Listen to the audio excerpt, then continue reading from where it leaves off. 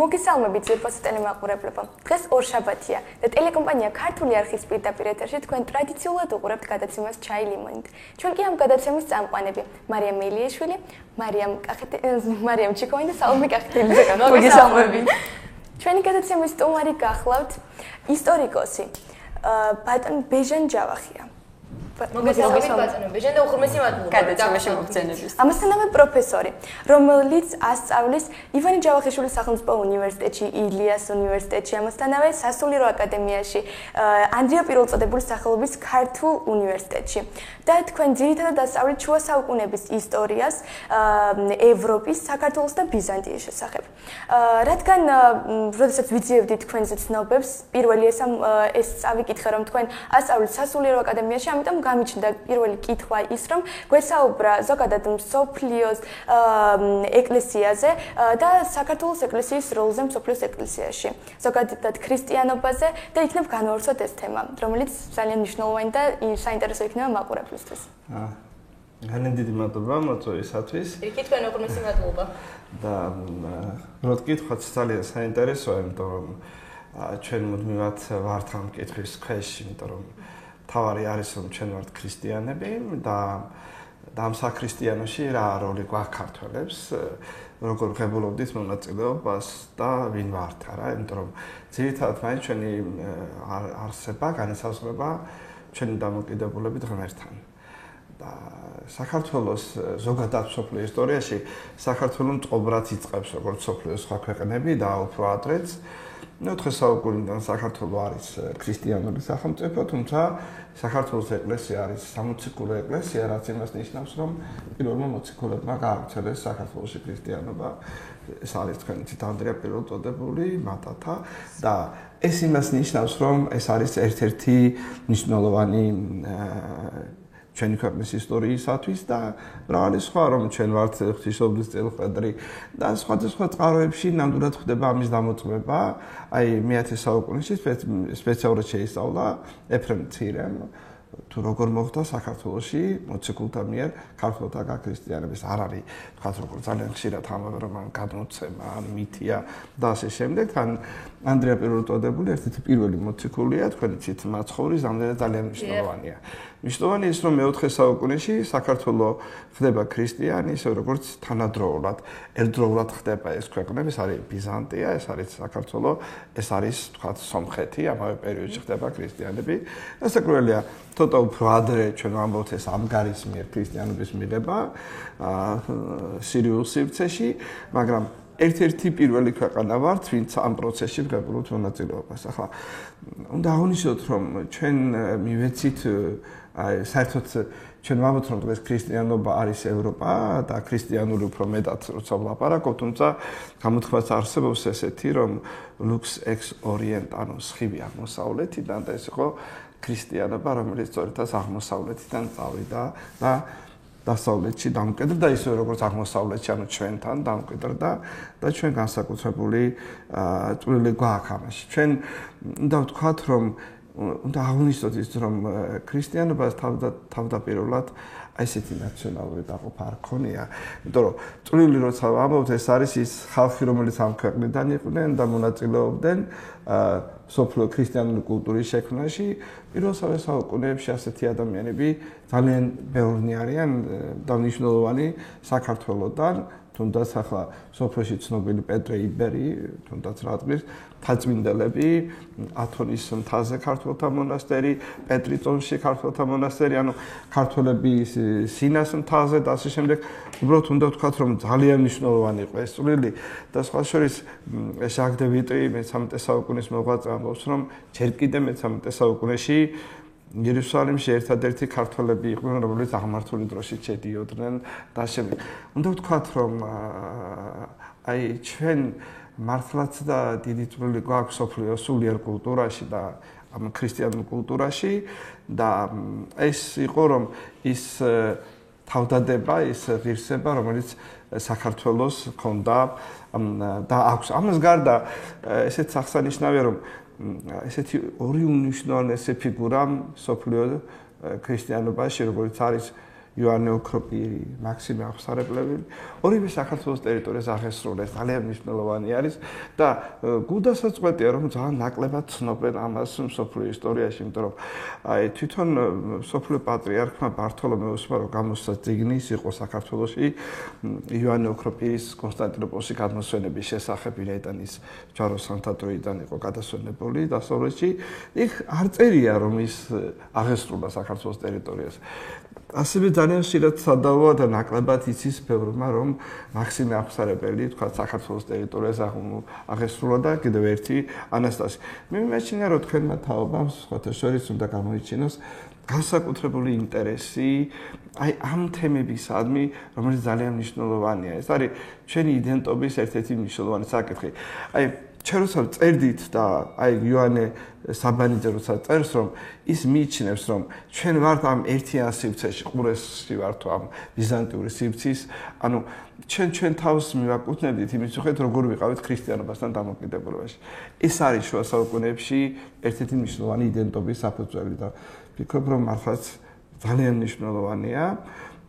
ნუ შემდეგ საუკუნეებში ჩვენ მუდმივად ვყარათ და წობრად ვიყავით ამ პროცესში და უამრავი სხვა შეიძლება ჩვენ თუ ამ გადაცემაში მით უფრო რთულია ვთქვათ აი ქართულთა განსაკუთრებული მისიის შესახებ ამ ქრისტიანულ კულტურაში, მაგრამ ის მართლაც უდაოდ დიდია და დღესაც საკმაოდ დიდი ასე ვთქვათ მაღალი პატივი აქვს საქართველოს ეკლესიას. ის არის ერთ-ერთი უძველესი ეკლესია მართლმადიდებლურ ეკლესიათა შორის, ორთოდოქსთა შორის, რომელიც დარჩა ყარად 2000 წლოვანი ისტორიით და მას შეუძლია და აქვს დიდი პოტენციალი დღესაც, ანუ ესეთი ცოცხალი ეკლესია, როგორც ჩვენი ეკლესია, ძალიან იშვიათია მსოფლიო ეკლესიათა შორის და ეს ამაყვა ნამდვილად. ნამდვილად ამაყვა, ვფიქრობ, რომ ეს უფრო მეტი ვალდებულებაა ჩვენთვის. აი წინაპართა ასეთი დიდი ისტორია, რომელიც არ არის მხოლოდ აი ზედაპირული, ეს არის მათი ღვაწლი, მათი მოცემულობა და არა მხოლოდ შენებლობანი, თქვათ. ეს იყო თვითონ ის ადამიანი, რომელიც ქრისტიანობას გაჩნდა. პირდაპირ იქნებ მოусმინოთ მაყურებელს რაღაც გესმენთ თქვენ პირდაპირ ეთერში ხართ. ანუ გამარჯობათ. მე შეკითხვა მექნება ბატონთან ბოდეს ვიხდი, რომ სახელი და გვარი არ ვიცი, მაგრამ ესეთი რაღაცა განაცხადა, რომ ქართველებმა დიდი მონაწილეობა მივიღეთ ქრისტიანული კულტურის გავრცელებაში, მაგრამ გამოტოვა ისეთი უდიდესი ქრისტიანული მოღვაწეები, კაპადოკიელები, როგორც იყვნენ ბასილი დიდი და მისი ოჯახის წევრები. თვითონ ბიზანტიელები აღიარებდნენ, რომ ისინი იყვნენ ქართული წარმოშობის და რატო არ ვახსენებთ მაგას, ძალიან გასაკვირია. თელმო სოფლიო უნდა გაიგოს, რომ ბასილი დიდი და მისი ოჯახის წევრები იყვნენ ქართველები. მადლობთ. დიდი მადლობა ზარისთვის. არც ძალიან სასიამოვნო, უბრალოდ ჩვენი კავშირი კაპადოკიასთან ძალიან აღსანიშნავია, მაგრამ ასე ცალსახად რომ ვინმე არ აღნიშნავდეთ, რომ ბასილი დიდი, გრიგოლ ნოსელი, გრიგოლ ნაზიანელი, ან ბასილის მთელი ოჯახი და თქვენ იცით ამ ოჯახის რამოდენიმე წევრი წმინდანად არის შერაცხილი, რომ ისინი არიან ნამდვილად ქართველები, თუ ამ ეტაპზე კიდე ერთხელ ვამბობ, რომ ნაციონალური იდენტობა როგორც ასეთი მაინდამაინც არ იყო გამოკვეული. ისინი წერდნენ ბერძნულ ენაზე და ეს ცნობილი ფაქტია და ის რომ სხვათა შორის არის მიჩნეული, რომ ჩვენ 1 იანვარს არის ეს არის ბასილი დიდის ხსენების დღე, ანუ ახალი წელი კალანდა გურიაში და არის ესეთი გამოცემა, რომ კალანდობას გურულები აცხობენ ღვიძლს, რომელსაც ეძახიან ბასილიკებს. და ვინაიდან ეს ბასილის სახელთან არის დაკავშირებული და ერთ-ერთი ვერსია არის, რომ ამიტომ ქართველები, მაგრამ ბასილიკები ქვია ამ ღვეზელს ახალწლ საკალანდო ღვეზელს ყველა მართლმადიდებლურ ქვეყნებში, ბულგარეთში, რუმინეთში და ასე შემდეგ, იმიტომ რომ ის არის ყველასთვის წმინდანი. რასაკვირველია, იმ წყაროებში მოცემული არის, რომ იქ შესაძლებელი არც ბერძენი იყოს, თქვა, არც სომეხი და ასე შემდეგ. ეგ არის ასე ვთქვათ, სადაო საკითხი, მაგრამ მაინც ფიქრობ, რომ მისი იდენტობა, ვთქვათ, აი ახლა ქართული იდენტობის შესახებ ეს გარკვეულად სადაო იქნებოდა, თუმცა ქართული ეკლესია, ისე როგორც და საერთოდ მართლმადიდებლური ეკლესია ძირითადად ადგას მაინც კაპადოკიელ მამებზე, ვთქვათ, იოანე ოქროპირზე, მაქსიმე აღსარებელზე, იოანე დამასკელზე და ისინი მუდმივად ჩვენი არიან და ჩვენ ამ ეკლესიის მთლიანი წევრები ვართ. ალბათ ზოგადად ჩვენ ამ დღევანდელი გადასახედიდან უყურებთ რამდენად ვამბობთ, რომ ქართველთა წვლილის შესახებ, თუმცა ვამბობთ, რომ ესენი ყველანი ერთიანი მართლმადიდებლურ ეკლესიას ქმნიდნენ. ეს იყო ძალიან მნიშვნელოვანი, რომ ერთიანობა არსებობდა ამ სივრცეში, რასაც ქვია ქრისტიანული ერთიანობის სივრცე. ნამდვილად ძალიან საინტერესო საკითხია და ჩვენ დღევანდელი გადაცემაც ამას მოწმობს, რომ ჩვენი თაობა ძალიან არის დაინტერესებული ამ საკითხებით. მე მინდა ახლა გადავიდეთ უკვე თქვენზე, ანუ თქვენი სწავლის მეთოდი, როგორ ასწავლით მოსწავლეებს, სტუდენტებს უბრალოდ და რამდენად მკაცრი ხართ მათთან დამოკიდებულებაში? არც მე მგონი სიმკაცრე, მე ასე მგონია, რომ მეც და ჩემი სტუდენტები ვაკეთებთ ერთ საქმეს, ერთად ვსწავლობთ ამ კონკრეტულ პრობლემას, კონკრეტულ საგანს, იმიტომ რომ ისტორია არ არის მაინც და მაინც ასე ვთქვათ ზუსტი მეცნიერება, ისტორია მოითხოვს სხვადასხვა წყაროების შესწავლას, მის ინტერპრეტაციას, იმიტომ რომ ჩვენ არ ვიცით ზუსტად ფაქტი, რომელიც მოხდა, ჩვენ ვიცით მაგალითად თქვენი მონათხრობი, აი ვიღაცა ამ დღევანდელი ამბის შესახებ, შეიძლება იცოდეთ თქვენი მონათხრობი, ხო? რომ თქვენ იყავით, მაგრამ ეს არ იქნება ზუსტი ის ფაქტი, რაც აქ მოხდა, ხო? ამიტომ ისტორიკოსი მუდმივად რეინტერპრეტაციას ეწევა და მე ვფიქრობ, რომ ჩვენ ერთად ვსწავლობ. მე მიმაჩნია ასეთი რამ მნიშვნელოვნად, რომ როცა ერთ საქმეს ვაკეთებ, წარმატებაც ერთიანია და ერთ-ერთი მთავარი მიმაჩნია, რომ ხშირად ვეუბნები კიდევ სტუდენტებს, რომ ლექციიდან მთავარი არ არის კმაყოფილი წავიდეს სტუდენტი თქვენი მოყოლილი ბევრი ამბებით, არამედ წავიდეს უფრო ინტერეს აღძრული, ასე ვთქვათ, ან გაღიზიანებული, ანუ ხო, ამ მომენტში რომ აინტერესებს, უფრო მეტი მოიძიოს და ნახოს. განსხვავებული მიდგომა გაქვთ? არავით არის განსხვავებული, მე პირადად ვფიქრობ, რომ ყველაზე მნიშვნელოვანი არის, რომ რაც შეიძლება ადამიანებს ურჩიოთ, რაც შეიძლება ბევრი წაიკითხოს და ბევრი იფიქროს. იმიტომ რომ ყველაზე მთავარი რაც უნდა ვისწავლოთ, ჩვენ რაც არ აგვაქვს, აი ახლა ციყო და ძალიან სასიამოვნოა რომ ამ ადამიანმა კითხვა დაგვისვა. ძალიან კარგი არის რომ კითხვის დასმა ვისწავლოთ. ჩვენ ძალიან ხშირად ვყდებით მითებს, ნარატივებს, რაღაც ამბებს, მაგრამ ჩვენ არ ვიცით კითხვის დასმა. კითხვა ნიშნავს რომ მეცნიერება განსხვავების სარწმუნოებისგან იქ ჩვენ ვიცით წამს აქ ამბობთ კითხვას ვამთ რატომ რისთვის აიდან როგორ და მისი მრავალფერი ინტერპრეტაცია. ჩვენ შეიძლება სტუდენტებს მივცეთ რომ ორი სხვადასხვა თემა განსხვავებულად წარმოსადგენენ. თქვათ რომ აი ამ საუკეთესო მომხდარი მოვლენა. რასაკვირველია, იმიტომ რომ სუბიექტური იქნება, იმიტომ რომ თქვენ რაღაც დროში ცხოვრობთ, რაღაც სარწმუნოება გაქვთ, რაღაც დამოკიდებულება გაქვთ. ნუ არსებობს რაღაც კოლექტიური მეხსიერება, ნუ ჩვენზე დომინირებს ამ წუთში, ხომ ასეა? ჩვენ გვაქვს ჩვენი წარსულის კოლექტიური მეხსიერება, ჩვენ გვაქვს ამ დროს ინდივიდუალური მეხსიერება, ხო? ამათ ზემოქმედება ყოველთვის ხდება. რასაკვირველია, იმიტომ შეფასება ხდება, აქ არ შეიძლება ერთნაირად აღვიქვათ ყველა ეს სივრცე, ან დამოკიდებულება. თან იცით რა არის, ახლა თვითონ ნეტარი ავგუსტინეს წერს, რომ წარსული, ანუ მეხსიერება, რომელზეც ჩვენ ვლაპარაკობთ, ჩვენგან დამოკიდებულად არ არსებობს. ეს არსებობს ჩვენს გონებაში. წარსული არცაც სხვაგან არ არსებობს.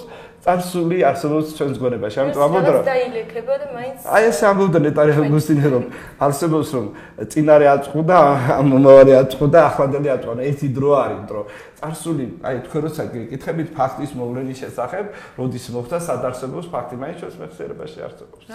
ეს არის მთავარი მნიშვნელოვანი, ამიტომ რასაკვირველია ყოველთვის ვიქნებით რაღაც განსხვავებულად მიკერძოებული თუ არ მიკერძოებული, ანუ ყოველ შემთხვევაში ეს არის საინტერესო ჩვენს ისტორიაში, რომ აი მისი რეინტერპრეტაცია, მისი განსხვავებული გადაცემა და ასე შემდეგ, მაგრამ ყოველ შემთხვევაში წარსული ჩვენს მეხსიერებაში არსებობს. დღეს არის ჩვენთან არის. ანუ მთავარი არის თავისუფალი აზროვნების განვითარება უფრო. არის სწორედაც ბევრი კითხვა აზროვნების განვითარება, სხვათა მოსმენაც რასაკვირველია და დებატების განართვა და რასაკვირველია კითხვის დასმა. მე სულ კითხულობ, იმიტომ რომ დამთავრდა რაღაც ის დრო, როდესაც პროფესორი შემოდის აუდიტორიაში და მან ყველაფერი იცის, არა ჩვენ ერთად ვაკეთებ, მოვლენას ფაქტის გარკვეულ ანალიზს ვაკეთებ დღესაც. რასაკვირველია, თითოეული ადამიანი ის ამისთვის არის მოსული, სხვა შემთხვევაში მნიშვნელობა არ ექნებოდა ლექციებს.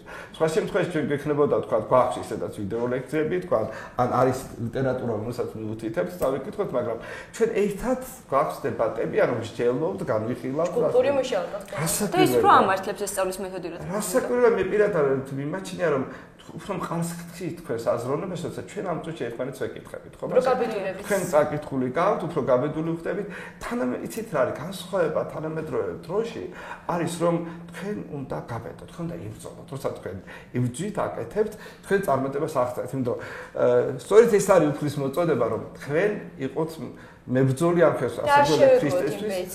ასეთული ყოველთვის იბრძოლოთ. მე ამბობ უკეთესობისკენ. უფალი არის თქვენთან, როცა თქვენ იბრძვით, როცა თქვენ არ აკეთებთ, ის არ არის თქვენთან ქმედებაშია სწორედ გამოხატული, იმიტომ რომ არ შეიძლება ღმერთს არ უყვარდეს, ის არსება, რომელიც მან ხატათვისაც შექმნა, ის მუდმივად მასთან არის. ის არ არის ვთქვათ რომ აი ეს ძალიან ხშირად ამბობენ რომ ის დაგჟის ჩვენს არა ეს არის მხოლოდ სიყვარულისთვის და ეს არის მთავარი мотиваცია ჩვენ საზოგადოებაში რომელიც ჩვენ დღეს შევცვალეთ ან რაღაც დრო შევცვალა რაღაც გარკვეულად მოგცა იმიტომ რომ რაც უფრო ახლოს ახარ ვთქვათ ეკლესიასთან რაც უფრო ახლოს ახარ ცოდნასთან მით უფრო მხია უფრო მეტია სიყვარული და უფრო ამაღლებულია თქვენი განწყობა ანუ მეტი გაქვთ სიკველი ანუ შუა საუკუნეებში მას უწოდებენ ვირტუს ანუ სიკველეს უფრო მამაცი ხართ და უფრო შუა საუკუნეებზე დავიწყოთ საუბარი. მე პირადად პირველი კითხვა ეს დამებადა, ვიცით რომ გერმანიაში ხშირად დადიხართ ხოლმე, ამასთანავე ბუდაპეშტის ცენტრალური ევროპის უნივერსიტეტებში და ახლახან მოიპოვეთ გაცვლითი პროგრამის სტიპენდია და უახლოეს მომავალში კვლავ მიდიხართ გერმანიაში. მაინტერესებს რა არის თქვენი კვლევის ობიექტი. ზოგადად ვისაუბროთ ამ თემაზე და შემდეგ შუა საუკუნეების პერიოდზე, რომელიც წეღან ჩვენ თემა მოაყოლა და ამიტომ საინტერესო არის ესეც. თუმცა პირველ რიგში ჯერ თქვენი კვლევის ობიექტი. ყველას უყვარს ის პერიოდი, რადგან მუშაობს ესეა. თქვენ გიყვართ ის რაც თქვენ გაეცით, ხო? და თუნდაც თქვენი საქმე, მაგრამ ძალიან მნიშვნელოვანია რაც რომელიც აკეთებთ, მეტია თუნდაც სიყვარულით, თუნდაც შუა საუკუნეებისადმი ჩემი ინტერესი ძალიან მნიშვნელოვანია, მით უფრო ჩვენი ისტორია, ჩვენი შუა საუკუნეებში ყალიბდებოდა, მაშინ ჩამოყალიბდა ქართველი ერი, თქვათ, სახელმწიფოებრიობა, ეკლესია, ინსტიტუციონალიზმი, ჩვენ რაც ვართ.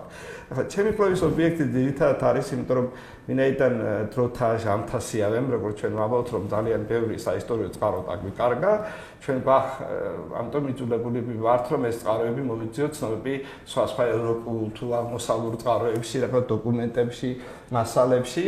ეს არის თქვა პილიგრიმთა, მოგზაურთა ჩანაწერები, ან შუა საუკუნეების საისტორიო ქრონიკები, სადაც როგორ ახსენებენ ქართველებს. ანუ ამათი ძიება, ეს არის მიმაჩნია, რომ ერთ-ერთი მნიშვნელოვანი მომენტად, იმიტომ რომ ჩვენ ნამდვილად გაგვაჩინია წყაროების სინაკლები, არის მისიონერთა ქრონიკები, ჩანაწერები, რელაციები, მიმოწერები, რომელთა მოძიება არის ძალიან საინტერესო და ქართველთა კვალი თუ მათი კვალი საქართველოს ტერიტორიას. და ამას გარდა ერთ-ერთი ძალიან მნიშვნელოვანი არის, რომ ჩვენი პრობლემა, იმიტომ რომ ამდენი წლის განმავლობაში საქართველოს და ჩვენი ისტორია გარკვეულად ჩაკეტილ სივრცეში აღმოჩნდით და ამიტომ ჩვენ არ გქონდა თამამად გვესაუბრა მსოფლიო ცივილიზაციის როგორც ერთ-ერთი ნაწილი, ამიტომ კვლევის ობიექტი არის თქვათ ინსტიტუციონალური შედარებები, თქვათ რომ აი თქვათ როგორი არის თქვათ რაინდობა შუა საუკუნეებში ევროპაში, საქართველოში და თქვათ ბიზანტიაში თუ იყო თქვათ პარალელების გავდება. ხო სამეფო ხელისუფლება თქვათ როგორი არის რომ როგორ ღვთისნებით მეფის ხელისუფლება, ვთქვათ, როგორ არის, აი, როგორ უყურებს ამ პროცესებს ქართველი, როგორ უყურებდა ევროპელი, როგორ უყურებდა, ვთქვათ, ბიზანტიელი. რაღაც განსხვავებები არის, მაგრამ ქრისტიანულ სივრცეში გარკვეული, იმიტომ რომ ერთიანი არის, იმიტომ რომ ყველაფერი დამოკიდებულია ქრისტიანულ დოგმასთან, ან ქრისტიანულ წმენდასთან და ასე შემდეგ.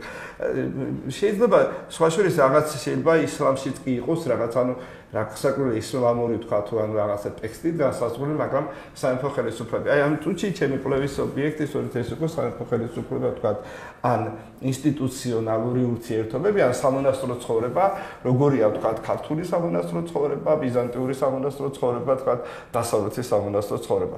ეს არის ერთ-ერთი მნიშვნელოვანი პროცესი ჩვენთვის და ამიტომ ჩემი კვლევის ობიექტები რაც შეიძლება სწორედ ეს არის, ამიტომ ჩვენ გვიწერს რომ არათუ ძველი ამ წყაროების საკითხვა, ნარატიულის, ანუ არამედ თანამედროვე ისტორიკოსების, იმიტომ ჩვენ ამით პროცესს შემდეგ ხდომილი წყაროებია ზოგადად ისტორიისთვის ყველაზე მნიშვნელოვანი, ანუ წყაროების ერთ გადახარისხება, შემდეგ რაღაცა ისეთი მნიშვნელოვანი ფაქტების ამოღება, რომელიც დარწმუნებული იქნება, ანუ ისტორიკოსები სწორედ ამას ეფუძნებიან თუ არ რაც მეტია წყარო, მით უფრო კარგი არის რომ შესაბამისად ხდომილი წყაროც უფრო მეტად აი ბატონო ივანე ჯავახიშვილმა სწორედ ეს გააკეთა ნაწილი აკრიტიკებდა მას კიდევაც რომ რაღაც გარკვეული პერიოდი რაღაც არათუ უპირატესობა კი არ მიუჩა, მაგრამ ბატონო ივანე ჯავახიშვილმა სწორედ დასავლური წყაროების, აი ცნობილი, გამოკვლეული, ვთქვათ, თქვათ ლათინური ბერძნული წყაროების საფუძველზე აღადგინა რომ ქართლის ცხოვრება რომელიც ცოტა მოგვიანებით პერიოდს ეხებოდა თქვათ აი მაშინ მიიჩნევდა რომ მე-11 საუკუნეში იყო ეს ტექსტი პირველი ჩანაწერი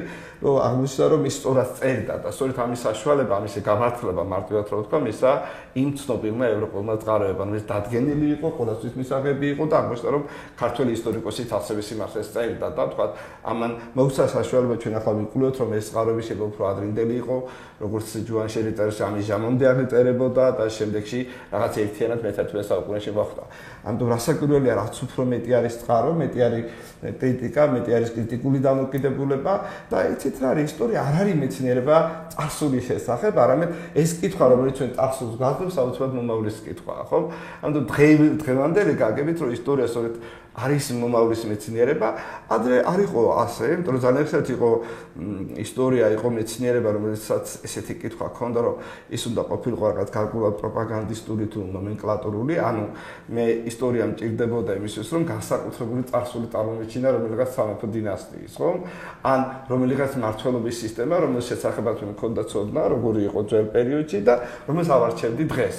და ხშირად გაიგებთ თქვენ ახლაც რამე არ მოსწონთ, რას აკეთებენ ისტორიკოსები, რატო არ დაწერენ სიმართლეს და ასე, მაგრამ ისტორია არ არის მხოლოდ ეს თქვათ, რომ მან მხოლოდ აი ეს წარსულის გიჩვენოს. არამედ იქ კრიტიკაც დაასვას, ურთიერთობას დაასვას, მიმართებას დაასვას, იმიტომ რომ საზოგადოება მან გარკვეულწილად არ არის ისტორია მარტო ცხოვრების მასშტაბი, არ არის მარტო თქვათ აი როგორც ლათინები მაგისტერ ვიტა თქვათ ან საუკეთესო გზა ან რაღაცა, რასაკვირველია ამ ხრივ მას ტოლერანტობის ნიმუშები შეიძლება მოგვცეს ისტორია მხოლოდ წმენისათვის თავდადების ნიმუშები მოგვცეს, სამშობლოსათვის თავდადების ნიმუშები. მე თქმა უნდა არ არის წარსულის ისტორია ზოგადად აწმყოშობილი წარსულისგან არის მშობილი მომავლისა და რასაკვირველია ზუსტად ეგ არის. სარია ეთერში გისმენთ. გამარჯობათ, მოგესალმებით ყველას.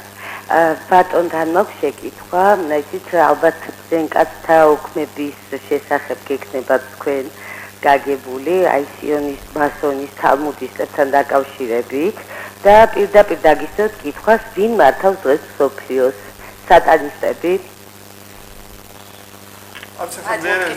დიდი მადლობა კითხვისთვის, მაგრამ მაინც მიმაჩნია რომ ასეთი კვლევის ობიექტი არც არასოდეს შუა საუკუნეებშიც კი არ უკვლევიათ, როცა აი თქვა ტომა აკვინელი ან რომელიღაც ისტორიკოსი იჯდა და თეოლოგი იჯდა და წერდა რომ წერდა ყოველთვის რომ სამყაროს აღსასრული არის მარადივრად მოსალოდნელი. აი შუა საუკუნეების ისტორია იწყება ყოველთვის სამყაროს შექმნიდან და სრულდება იქ სადაც სამყაროს აღსასრული არის. ანუ თქვენ ვერ ნახავთ ერთ ტექსტს შუა საუკუნეებში, რომელსაც არ იყოს მოლოდინი, აი ახლა უნდა აღსრულდეს სამყარო. ისე როგორც ადამიანი ცხოვრობს თავისი სიკვდილისათვის, ანუ ჩვენი თავარი ცხოვრების მიზანი ის არის, რომ ცულის ცხონებისათვის და სიკვდილისათვის, ასევე ისტორიის მოდელი მოცემული, რომ მუდმივად არის სამყაროს აღსასრულის მოლოდინი. ანუ ქალბატონის კითხვა აბსოლუტურად მისმის, რომ ის ფიქრობს, რომ აი ეს ჟამი არის, ანუ ყოველთვის არის მარადივრად ბოლო ჟამი. ადამიანის ცხოვრებაში ესეა, ხო, ჩვენ ქრისტიანულ ეკლესია გვასწავლის, რომ ჩვენ როცა ვიძინებთ, ჩვენ მზადებით სწორედაც აღსასრულისთვის, ანუ ესე უნდა ვიყოთ ყოველდღურად ჩვენ სიმაღლეზე, ასევე არის ისტორიის პროცესი.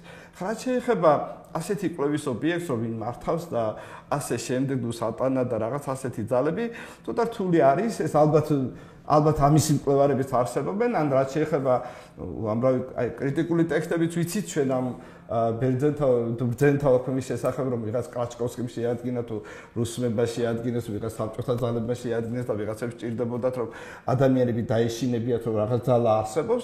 არამედ მაინც მიმაჩნია ადამიანებს არის წმენით, არის სიყვარული და კონკრეტული რაციონალური გონებით, ის ყოველთვის მიაღწევს წარმატებას და ის მისთვის არასოდეს არ არის სახიფათო არც ეშმაკი, ბოროტი და არც სატანა. ასე ვთქვათ, მისთვის თავარი არის მისი წმენა და მისი ცოდნა და რაციონალური გონება. რასაკვირველია ეს ტექსტები მუდმივად იქნებოდა, ჩვენ გვაქვს აი მაგათად ფსევდო ეს იყო ძირითადად ეს ტექსტები მოდის დანიელის იზმრის ახსნისაგან და შემდეგ პერიოდში როგორ ხდება ფსევდო მეთოდეს თქვათ ან ეს იყო თქვათ იგივე ებრაული თქვათ წინასწარმეტყველებანი რომელიც სამყაროს აღსასრულის შესახებ და ეს მუდმივად იყო არის და იქნება მაგრამ ჩვენ პარალელურად ცხოვრობთ ამ ქვეყანაში სადაც აი ესეთი კითხვები მე მგონი უფრო ხელშეგვიშელი ვიდრე ვთქვათ ის რომ ჩვენ უფრო შრომის მოყვარენი ვიყოთ და უფრო მეტად გვჯეროდეს რწმენის და იმედი მაქვს ეს თემა ამოვწორეთ. ახლა მცირე სარეკლამო პაუზა უნდა გავუშვით და რეკლამის შემდეგ კვლავ დაგიბრუნდებით. არ გედერთეთ.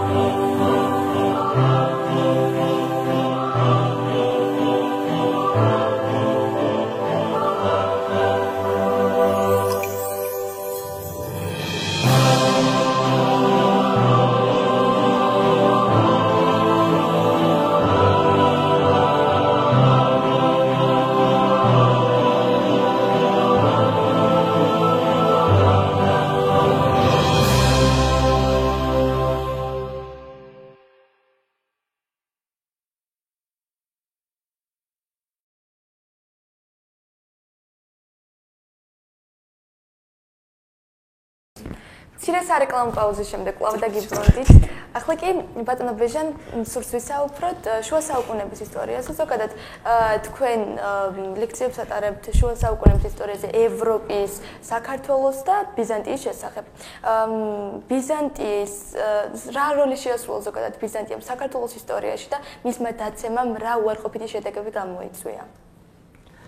მადლობთ. ყოველ შემთხვევაში ბიზანტია ჩვენთვის ყველაზე ახლო მეზობელი იყო და ერთიანად ვიყავით ერთ სივრცეში. ფაქტია რომ რუსეთს საქართველოს გაქრისტიანდა ყოველ შემთხვევაში ასეთი განუცემა გვაქვს რომ კონსტანტინე დიდმა გამოაგზავნა აქ წმინდა ნაწილები საქართველოში, ხუროთ მოძღვრების გამოაგზავნა, მღვდელი გამოაგზავნა და ასე შემდეგ. ანუ მთელი ეს ქრისტიანული სისტემა გარკვეულწილად შეიქმნა სწორედ ბიზანტიასთან დამოკიდებულებაში ერთიან სივრცეში.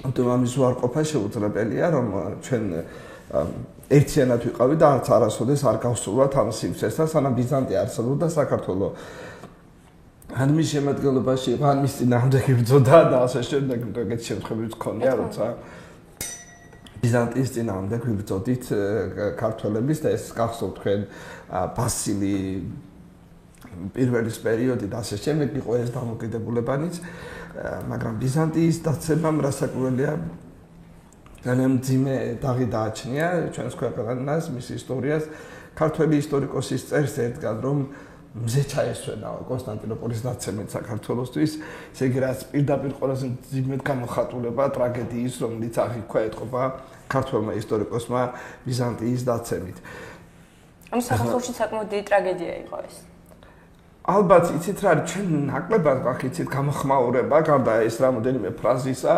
ნაკლები გვაქვს გამოხმაურება მაგრამ ყოველ შემთხვევაში ის რომ ჩვენ მუსლიმურ სივრცეში აღმოჩნდით მას შემდეგ რაც კონსტანტინოპოლი დაეცა და შავი ზღვა აღმოჩნდა თურქი ბოღაზანო თურქების ყურე აღმოჩნდა ჩვენთვის ეს სასაკვირველია მაშინ იყო ძალიან მძიმე იყო ეს იყო ერთ-ერთი მთავარი მოკავშირე ქართველებისათვის და სხვა შორის ქართველები ძალიან დიდი ვისთვისაც კონსტანტინოპოლი დიდი ასპარეზი იყო თქვენ იცით რომ უამრავი ქართველი მოღვაწეობდა თქვა ეს გრიგოლ ბაკურიანის ხომასე არა მარია მართა ქართველი დედოფალი რომელსაც ძალიან დიდი როლი ჰქონდა ბიზანტიის ისტორიაში მარიონ ქართველი ანუ ბევრი ადამიანი მოღვაწეობდა ძალიან მნიშვნელოვანი იყო ქართველთათვის შემდეგში ქართველთა მეფეები ტიტულებს ატარებდნენ ბიზანტიურს და ეს ტიტულები სხვა შორის უპირატესობის გამსასვლელიც კი იყო კურაპალატი და ვისაც რომ გვარშიც კურაპალატები ჰქონდათ, სწორედ იმ საგვარეულომ ბაგრატიონ და იმ ნაწილმა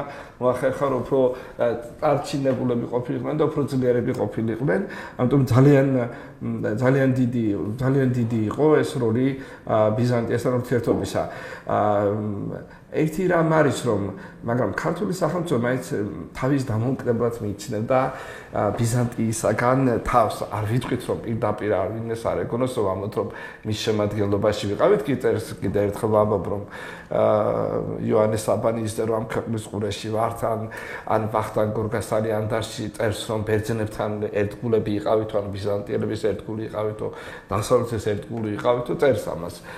მაგრამ ერთი რამ არის რომ როდესაც საქართველოში ჩამოდის წმინდა ნაწილები, როცა კონსტანტინე დიდი აგზავნის, ის არამ ჩამოვიდოდა მცხეთას, ეტყობა სხვაგანაც დარიგდა და წუხს ქართული ისტორიის რა ქვია მირიან მეფე რომ ეს რა ხდებაო საქართველოში რატო არ ჩამოდის ყველა წმინდა ნაწილი ელენი დედოფლის მიერ განმოგზავნილი საქართველოში და იქ წმინდა ნინო ეუბნება რომ განა მამანი და პაპანი არ მართავდნენ შენი ამ ქვეყანას როდესაც მაცხოვრის კვართი ჩამოიტანეს.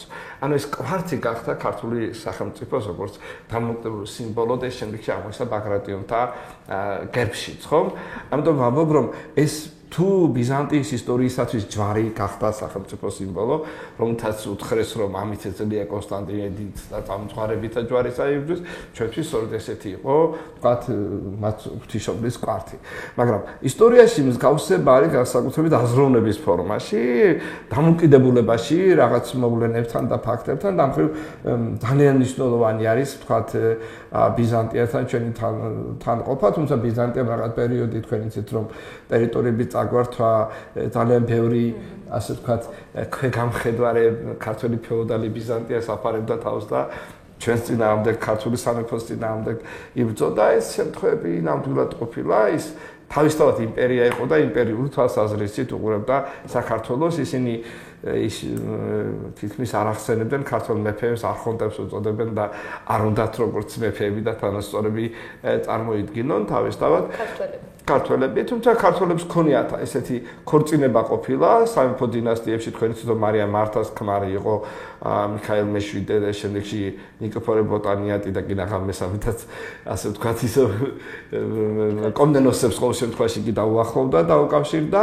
ანუ იგივე დავითის ქალიშვილი კატაი გათხოვილი იყო ანა კომნენოსის ვაჟზე და ისიც არჩინებული ადამიანი იყო უბრალოდ ბოლოს არ გაგვიმართლა აი უკანასკნელი დაცემის დროს როცა საქართველოს კონსტანტინოპოლი დაეცა მაშინ გიორგი მერვეს ქალიშვილი უნდა გათხოვილიყო კონსტანტინე უკანასკნელ მეფეს დრაგაშეზე მე-11-ზე ეს არის უკანასკნელი მეფე ძალიან უწუხა რომ ისტორია მას ესეთი გმირის სახელი ვერ მისცა მე მაინც ვფიქრობ რომ დასავლეთი როცა წერდა კონსტანტინოპოლის დაცემის შესახებ ვინაიდან თვითონაც არაფერი გააკეთა კონსტანტინოპოლის დასაცავად უფრო ანტიკურ სამყაროს და ბიზანტიას საბერძნეთს მისწიროდა ვიდრე კონსტანტინოპოლს იმიტომ რომ არაფერი გააკეთა მის დასაცავად კონსტანტინეს დასაცავად და ეს კონსტანტინე რომელიც უკანასკნელ წუთამდე იბრძოლა და ბრძოლის ველზე თავის ხალხთან აღესრულა ის უნდა დაქორწინებულიყო გიორგი მერვეს ქალიშვილზე ეს საქმე ყველაფერი გარიგდა მაგრამ ეს ქართველი ასე ვთქვათ ჩვენი მეფის ასული ძალიან უბედური თუ ცუდი ბედის აღმოჩნდა იმიტომ რომ არათვის კაცი არ იყო ცოცხალი ის უნდა გათხოვილიყო ცოტა ხნის წინ არამედ ის ქვეყანაც კი არ არსებობდა სადაც უნდა გათხოვილიყო და ესე დასრულდა ეს ბოლო ტრაგიკული რამ დამოკიდებულება ხო არ გაგვიმართლა რუსებს გავუმართლათ რაღაც აი საქორწინო დინასტიები შეადგინეს შემდეგში კონსტანტინე მე-11-ის ძმისშვილებთან და შემდეგში მთელი თეორია შექმნეს მესამე რომის კარგი, მე მაინტერესებს ზოგადად თქვენი შეხედულება ასეთი რამის შესახებ, რომ ისტორიკოსთა ნაწილი მიიჩნევს, რომ წარსული არის ის, რაც გვაძლევს გამოცდილებას მომავალზე და შეგვიძლია წარსულით განვჭვრიდოთ მომავალი, მაგრამ ისტორიკოსთა ნაწილი მიიჩნევს, რომ საერთოდ წარსული და ისტორია ის შეცდომები, რომელიც წარსულში დაუშვით, არასდროს არ შეიძლება განმეორდეს მომავალში. და ის პოლიტიკოსები, მაგალითად, რომლებიც ანუ ეს საკმაოდ ძველი წყარო, როგორც მე გავიცანი, ის პოლიტიკოსები, რომლებიც ცდილობენ, რომ წარსულით განვჭვრიდონ მომავალი ვერასოდეს ვერ მიაღწევენ ვერანაირ ანუ წარმატებას. Როგორ ფიქრობთ თქვენ, რა არის ისტორიის როლი და შეიძლება თუ არა მისით მომავლის გასწრება და რამდენად მყარკავშირშია წარსული მომავალთან? გასაკურველია წარსული ნებისმიერ შემთხვევაში საუკეთესო მაგალითია მომავლის განჯისთვის, თუმცა ამბობენ თქვენ იცით გამოთქვა რომ ჭკვიანი კაცი თქვა თავის შესწავლაზე სწავლობს, მაგრამ კიდევ უფრო ბრძენდი, საერთოდ უფრო თამამია და ასე შემდეგ, ხო? მაგრამ აი რაც შეეხება რომ წარსულისადმი დამოკიდებულება ჩვენ ამ წუთში ერთი რამ ნამდვილად კარგია რომ ჩვენ ნებისმიერი პოლიტიკოსის პოლიტიკური მოსაზრება და აზრი უფრო კარგად შეგვიძლია გავიკეთოთ მისი წარსულისადმი დამოკიდებულებაში, ვიდრე თქვა მისი ეკონომიკური თეორიებსა და პროგრამებში როდესაც ის წარმოადგენს. როგორი აქვს მას წარსულისადმი დამოკიდებულება? ეს არის ყველაზე კარგად გავსაზღვრები, თქვენ იცით რომ ხშირად პოლიტიკოსები არ სპეკულირებენ, ან ყოველ შემთხვევაში გვიჩვენებენ რომ აი რა საკითხი დგება მის დროს უფრო წინ, ხო? ან თქვა დავითთან დამოკიდებულება, თამართან, წმინდანებთან დამოკიდებულება, თქვა თუ ვიღაცა სტალინის წარმოდგება ვიღაცის პერიოდში, რაღაც სხვა ფანატიზმი, რაღაც სხვა ფორმები სახით წარმოდგება.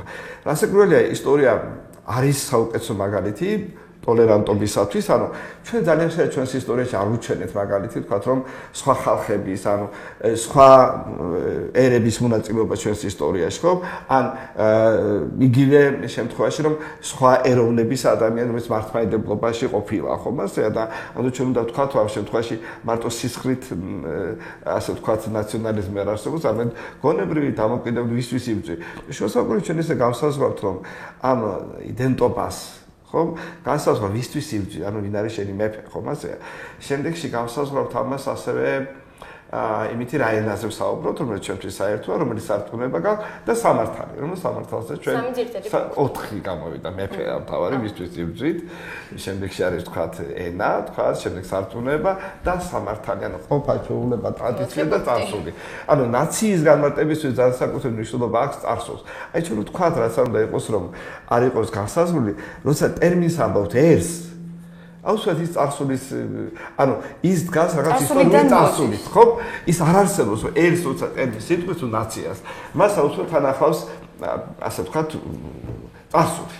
ანუ რომელზეც ის დგას. ბუნებრივად დაკავშირებულია წარსულთან. ხო, ამიტომ ჩვენ საერთო, ვთქვათ, აი ილიასაც ხო აქვს ერთად უწევს ერთიან სულსო და რაღაც, ვისაც ახსოვს ეს დიდბუნოვანი ადამიანი ხნევდება, გულოვანდება, ხო? და მუდმივად თამამია და ყველა უბედურებას ძლებს და შემდეგ და ვინც არ იცის თავისი წარსული გავს იმ მაკალკალა ბოლგანოს, მათ არ იცის საიდან მოდის და საიდკენ მიემართება. ეს ხო ძლიერი ისტორიის მქონე ერები დაჩრდილავენ და შემდეგ გადაფარავენ იმ ადამიანებს, რომლებსაც არ იციან თავიანთი ისტორია ძალიან კარგად. ეს არის ძალიან მნიშვნელოვანი, არა თუ ისტორიის ნებისმიერ შემთხვევაში ნებისმიერი ექსპერიმენტი, რომელიც თქვენ ცხოვრებაში უკეთესი გაქვთ, უფრო ძლიერი ხართ, ასაკურველია, როგორი დამოკიდებულება გაქვთ მასთან, ხა ყოველთვის არ არის საკმაოდ სუსტი წარსულის მქონე ერები, გამხდარან ძალიან ძლიერები, მაგრამ რაღაც პერიოდში მან უნდა შექმნას ეს ყველა ისტორია, ყველა ერი ფიქრობს, რომ ცდილობს, რომ თავისთვის აუცილებლად შექმნას გარკვეული წარსული, გარკვეული მისია, გარკვეული როლი. აი მე ჩვენ ასე ვამბობთ რომ მთელი ისტორიის მანძილზე სადაც არის ცენტრი, იქ არის თქვა რომი, ანუ ის არის თლიანად ცენტრი. აი მე ბიზანტია ჩვენს მომავალს არის მეორე რომი. ხო? აუცილებლად კონსტანტინოპოლი ხო იყო რომი, ესეც რომი არის, რუსები როცა გაძლიერდნენ ტრეტირი მოწოდებს, ან იგივე გერმანელებს ჰქონდათ გერმანელი არის რომის საფრთხე იმპერია მთელი შესაძლებლობის მანძილზე. ანუ ის მუდმივად ცენტრში აღიქვამს, მთელი ამ ისტორიის მონაპოვარზე თავისებურ მორგებაზე ცდილობს და რაღაც ზოგადი ცნებებით რაღაცით გამტკიცებას და შემდეგ. ეს ძალიან მნიშვნელოვანია, ამიტომაც არის რომ ჩვენ ახლა ვიკვლევთ ყოველ შემთხვევაში ისტორიაში მეხსიერებას, ვლაპარაკობთ, როგორია მეხსიერება, ისტორია არის ჩვენი მეხსიერება და აქ ვასხვავებთ კოლექტიურს, ინდივიდუალურ მეხსიერებას, მისი რეინტერპრეტაციას, რეკონსტრუქციას, დეკონსტრუქციას, ანუ ეს არის თავი ისტორია, როგორ შეიძლება წარმოვიდგინოთ. ეს ძალიან მნიშვნელოვანია, იმიტომ რომ ჩვენ ყველაზე მეტად პრობლემა რაც გვაქვს აი კითხვებში ჩავდგმანდელი საზოგადოების, რომ უფრო მარტივია რაღაცა ფორმულები, რომელსაც საზოგადოება გვაძლევს, რომ ან სატანამ დაგვიყრო, ან რაც კარგები ვართ ჩვენ ვართ და ჩვენი ისტორია ძალიან ძლიერები ვართ. ხო, მაგრამ ეს კარგია, როცა ადამიანს წააქეზებთ და ის გამხნევებულია თავისი წარსული, როგორც იგი აბავს. რასაც თუ არ შევქმნით არაფერს, არ გამოვა. მე ვამბობ, ჩვენი ისტორია ყველაზე დიდი ნაკლი რაც ჩვენს გვაქვს ისტორიაში, რომ ჩვენი ისტორიის პროცესი მსოფლიო ცივილიზაციის ნაწილად არ გაგვირჩევს. მთლიან პროცესში და ჩვენ ერთად ვიყავით, ვისთანაც ერთად ვიყავით, ან არ ვიყავით, ან როგორი იყო დამოკიდებულება, ეს არის ერთ-ერთი მნიშვნელოვანი ამ პროცესში, რომ ჩვენ აუცილებლად უნდა გავსაზღვროთ ჩვენი ადგილი, ამიტომაც ვფიქრობ, რომ ინსტიტუციების კვლევა, ვთქვათ, როგორი იყო საზოგადოების კვლევა, მონასტრების კვლევა, საეკლესიო კანონმდებლობის კვლევა, როგორია იქ, აქ, ვთქვათ, ან ჩვენ უნდა ვიცოდეთ, რომ დროისადმი დამოკიდებულება, როგორი არის შუა საუკუნეების საქართველოში, როგორი არის ბიზანტიაში, როგორც არის ევროპაში, ხო? ეს აუცილებლად უნდა ვიცოდეთ, ხო? უნდა ვიცოდეთ სიმბოლოებისა და დამოკიდებულების აზრობა სიმბოლოებია. ზოგადი განათლებისთვის, რა თქმა უნდა, ყველაზე მნიშვნელოვანი არის. ეს საერთოდ საქართველოს ისტორიაზე ხომ ეს მთლიან მსოფლიო ისტორია ახდენდეს, ეგავლინეს და ასე მიმდინარეობს. როგორც ჩვენ ახდენთ მსოფლიოზე, ასე ისიც ვახდენთ ჩვენ ვიყავით მუდმივ მიმართებაში და ეს იყო ძალიან საინტერესო, რომ ჩვენ არასოდეს არ ყოფილიყავით გამდგარი ამ პროცესებისგან.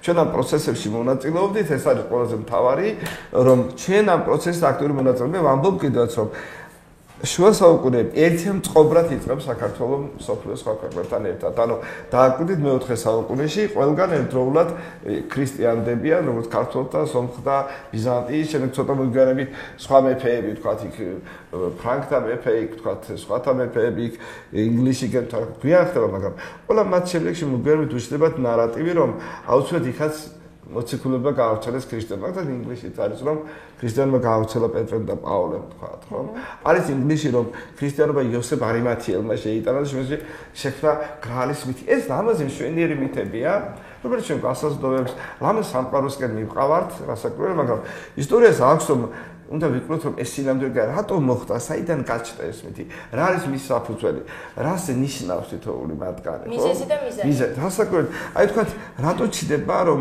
აი ჩვენ გვაქვს ოქროს საწმისის, იქ არის გრაალის, იქ არის კიდე სხვა, თქვათ, მესიის მახვილის თუ წმინდა მახვილის თეორიები, ეს საინტერესო, ეს არ არის მხოლოდ მითები, ეს განაპირობებს ისტორიას, სიმბოლიზმს, აზროვნებას და ჩვენ ამას უნდა შევხედოთ, ამას ტირდება არა მეტი მითის მოსმენა თქვათ ან ჩვენი გაღიზიანება ვიღაცის მიმართ ვინც უფრო ძლიერია რომ ის ან სატანას არის შექმნილი ან რაღაც ძალები მასე მოქმედებენ ან რომელიც ჩვენ გვანგრევენ აი არც ერთ შემთხვევაში ჩვენ ვიცით რომ საშიში არც არაფერი არ თავი იყო ძლიერი აი იგივე მაინც მინდა გავიხსენო რომ როცა ადამიანები ამბობენ რომ ჩვენ ყველანი გვანგრევენ ან რაღაც სატანა მოდის რომ და თან პარალელურად როცა ბასილი დიდზე საუბრობენ მე ზუსტად ციტატას ვერ მოვიყვენ მაგრამ ერთხელ ბასილი დიდს რომელსაც მართლაც რომ ძიმედ ქონდა და იმპერატორი გადასახლებას უპირებდა და მე-4 სიკვდილით დაგშია და თქვა რომ არის საშიში განაცხადა იმიტომ რომ მე ხო მინდა ყველაზე მაღალი ქრისტესთვის აღვესრულო ერთი რამ იყო პირველი დაწვა მტკივნეულია და მე-4 გადაგასახლებთო და გეკითხა რომ სად უნდა გადამასახლონ სად არის ადგილი სადაც ღმერთი არ იქნება ეს არის ყველაზე მნიშვნელოვანი პროცესი რომ სად არის ადგილი სადაც თქვენ აგიგზალავთ ამის მოღვაწეობას ხო მასეა ეს არის ადგილი რომ სადაც თქვენ უღმერთოთ იქნებით ხო ყველგან შეიძლება იმოქმედოთ ეს არის ადამიანის ყველაზე მნიშვნელოვანი პროცესი საზოგადოებაში ასეც უნდა რის მიმართ რა რისკენაც უნდა იყოს მიმართ ანალიზება უბრალოდ თავარი უფრო ადვილია რომ ვიპოვოთ მტრები და სატანა რომელიც ჩვენ განადგურებს და ამ ფორმულით ვიღოთ, ვიდრე ის რომ ჩვენი წარსულის აი სწორედ ეს ნაწილი ავიღოთ და ეს გმირები მოვიხმოთ, აი იმ ადამიანთა ცხოვრებას ასეთ სახით შევხედოთ, იმიტომ რომ იქ შვენიერი მითია იგივე ბასილის და იულიან და განდგომილის შესახებ თქვა წმინდა მერკურიმ როგორ განგმირა სადღაც იულიანი მახვილი თუმცა არ ჩეხებია, მაგრამ ისტორიამ ასეთი მითი შეიქმნა რომ ბოროტს განგულდავს ხანცისევე კეთილი და ასე შემდეგ. ანუ ეს შიშიც რომ სატანა გავანადგურებს, ასაკვირველი არის რაღაც თავისთავად, მაგრამ მე მაინც უფრო მეტი ძალა, მეტი შრომა, მეტი რწმენა და მეტი მე მაინც ახალგაზრდებს ყოველთვის ვეუბნები რომ მეტი უნდა წავიკითხო და მეტი უნდა ვიფიქრო და მეტი კითხვა უნდა დავსვა. ბატონო ბეჟან ერთ კითხვას დავსვამ. ძალიან მნიშვნელოვანი პროცესია ის, რომ მომავალ კვირას, მომავალ შაბათს არის 26 მაისი, საქართველოს დამოუკიდებლობის დღე და მნიშვნელოვანია, რომ თქვენ ამ დამოუკიდებლობის აქცია გაქვთ ხელი მოწერილი. რა წარმოადგენს ეს თქვენთვის, ზოგადად საქართველოსთვის და იქნებ ამ პროცესებზე ვისაუბროთ მოკლედ, რადგან დროც ისეთი გვაქვს, მაგრამ მინდა რომ აუცილებლად შევეხოთ ამ ფაქტს. ძალიან დიდი მადლობა. ჩვენ სწორედ ახალ პროცესებს საუბრობთ მთლიანად, რომ ეს იყო ჩემი ისტორიაში, ანუ თქვენ არ ქონიათ ეს განცდა და ჩვენ გქონდა ძალიან მნიშვნელოვანი განცდა, რომ მე ვცხოვრობდი დამყრობილი იყო ჩემი ქვეყანა და არ ვიყავი თავისუფალი ქვეყნის მოქალაქე. როგორც არ უნდა იყოს დღეს მომწონს, არ მომწონს, დემოკრატიული, არადემოკრატიული, მე მომწონს ის, რომ ჩემი ქვეყანას ეს თავისი ადგილი აქვს, უკან თავისი ჰიმნი აქვს, თავისი ენა აქვს, თავისი სახელმწიფოება აქვს და რასაკვირველია წარსული უკვე მისია მხოლოდ და არა ვიღაც არ მიქნის, რომ რაღაც ხალხთან ერთად. და უნიშნულოვანესი დღეა ჩემთვის 26 მაისი, მით უფრო უდიდესი პატივი, რომ დამოუკიდებლობის აქცია მახელი მოწერილი, მაგრამ ეს ალბათ უამრავი 1000 ადამიანის ნაცვლად მოვაწერე ხელი და ეს მართლაც დიდი გამართლება იყო, რომ მე მოვაწერე ხელი, იმიტომ რომ ამას აწერდა ხალხს ის 100,000-ობით ადამიანი, რომელიც ქუჩაში გამოდიოდა და ეთხოვდა დამოუკიდებლობას. ეს იყო მართლა ჰეროიკული პერიოდი. ნამდვილად ჰეროიკული, ნამდვილად გმირული ხანა და სხვა შორის მომწონს რომ იმ ადამიანებს არ ქონდათ შიში. ეხლა დღეს შეიძლება გაიგებთ ესეთ ას რომ აი რაღაცა რუსეთი ძალიან ძლიერია და ხმა არ უნდა მოვიღოთ და სხვანაირად ვერ ვიქნებით. ხო არის ასეთი აზრიც, ხო? უფრო ძლიერ საბჭოთა კავშირი შეერკინა ეს ადამიანები იმ პერიოდში გამოვიდნენ და მათ მოიპოვეს დამოუკიდებლობა, ხო? ასევე ბალტიისპირეთის ხალხმა ჩვენთან ერთად და დღემდე იბრძვის და მოპოვებულეთ და კიდევ უფრო შორს წავიდა. 26 მაისი არის ყველაზე ჩვენთვის, იმიტომ რომ ჩვენ ვიყავით დამყრობილი ქვეყანა და ამიტომ დამოუკიდებლობის დღე ქვეყნის ადგილზოლები არ აქვს სხვა ქვეყნებს, იმიტომ რომ მათ აქვს თავისუფალი ქვეყანა და შეიძლება უფრო სხვა თემები აქვთ, უფრო სასაუბრო თემები. ხო, არა წუხებდეთ. რასაკვირველია მე ერთხელ ჩემი პროფესორი მომიყვა, რომ ქართულ ემიგრაციასთან იყო სადღაც 70-იან წლებში და იქ სუფრასთან რომ ვიყავი, ნახევ რომ ყველა ქვეყნის ადგილზოლს რომ სამდენო ერთ კურცხალს ხელს აყოლებდნენ შინიჭიქასო, იმიტომ რომ ისინი საქართველოსთან მოცილებული იყვნენ, უკან ბრუნდებოდნენ და თან დამოუკიდებელი საქართველოს დაკარგეს და ისე წავიდნენ აქედან. ამიტომ ეს იყო ძალიან მნიშვნელოვანი. სხვა შორის ყველას ავეცდება, რომ ბოლშევიკები პირველი რამოდენიმე წელი ბრძალავდნენ 26 მაისს აღნიშნავს. სტუდქალა პირველი 2 წელი მისცეს უფლება, შემდეგში კი უკვე დააყენეს თავისი სტუდქალაკებთან და ასე შემდეგ. და მე მიხარია, რომ პირველი მონაწილე ვიყავი ჩემს მეგობრებთან ერთად, რომელიც და 70-იან წლებში 26 მაისი აღნიშნეთ. თქვით, რომ ცუდი იყო 25 თებერვალი და ასე შემდეგ. მე მიმაშინია, რომ ძალიან ცუდია, რომ ქვეყანა ასეთი ახალგაზრდა ვთქვათ ამ ხელმოწერით, მაგრამ ეს იყო არა საქართველოს დამოუკიდებლობის მიღება, არამედ ხელახლა-აღდგენი ჩვენ რამდენიმეჯერ აღვადგინეთ ჩვენი ქვეყნის დამოუკიდებლობა, თუმცა მისი ისტორია იწყება სადღაც რამდენიმე 1000 წლის წინ და თან ამას გარდა სწორედ ეს ერთ-ერთი ის ქვეყანა, რომელიც ამ ისტორიაში ამ კუნძულზე დარჩენილებსაც ასეთი დიდი ისტორია აქვს, ცოტა ესეთი ქვეყნებსაც ასეთი 1000 წლიანი ისტორია აქვს, ჩვენ რო ვართ, რომელსაც ენაც თქვა თან ისტორიას თავის იდენტობას აქვს შენარჩუნებული, რასაც ვერ ვიტყვით ძალიან ბევრ იმ პერიოდის ქვეყნებზე, ხო? 1000 წლის წინ არსებული დიდი ქვეყნები დღეს ისტორიის რუკაზე არ არიან და არც ისტორიის ასპარეზზე არ არიან. ამიტომ ჩემთვის მიმაშია ყველაზე დიდი პატივი და ალბათ რაც მნიშვნელოვანი არის ჩემს ცხოვრებაში, რომ ერთ-ერთი მონაწილე ვიყავი იმ პროცესებისა, მაგრამ არა მარტო მე ნამდვილად უნდა ვთქვა, რომ მთელი ჩემი თაობა მთელი ჩემი მეგობრები, ყველანი ერთად ჩვენ გვერგო ეს ბედნიერება, ეს პატივი, რომ რაღაცა მთელი საქართველოს ერთად ვიყავით, მზად ვიყავით, რომ ეს სიყვარული ერთიანი ქონოდა და მე მინდა რომ კიდე ერთხელ დავინახო ასე ერთიანად შეკრული ქართველი ხალხი და ამას რასაკვირველია ჩვენი ისტორიის კარგი ანალიზი მოგცემს საშუალებას და გინდაც აი იმ პერიოდის კარგი შესწავლა, რომ რამდენად შევიძლით, რომ ერთად ყოფილიყავით და შიში არ გქონოდა, თქვათ, არც იმპერიის, არც ერთი იმპერიის და დღესაც ვამბობ, რომ იმპერია არ არის საშიში ჩვენთვის საშიშია ჩვენი სისუსტე და ჩვენი გაციშულობა. სამწუხაროდ დასასრულს მივახოდა ჩვენი გადაცემა. 26 მაისის შესახებ მომავალ გადაცემაში ვსაუბრობთ და სპეციალურად ამ 26 მაისისთვის გავმართავთ გადაცემას. ძალიან დიდი მადლობა ბატონო ბეჟან გადაცემაში მონაწილეობაზე. ძალიან საინტერესო იყო დღევანდელი გადაცემა. მიხარია ძალიან დიდი მადლობა თქვენ და მიხარია რომ ესეთი ახალგაზრდები ხართ, რომ ასეთი ინტერესი გაქვთ ისტორიისადმი, წარსულისადმი და ეს არის ყველაზე მთავარი. დიდი მადლობა. მომავალ გადაცემამდე.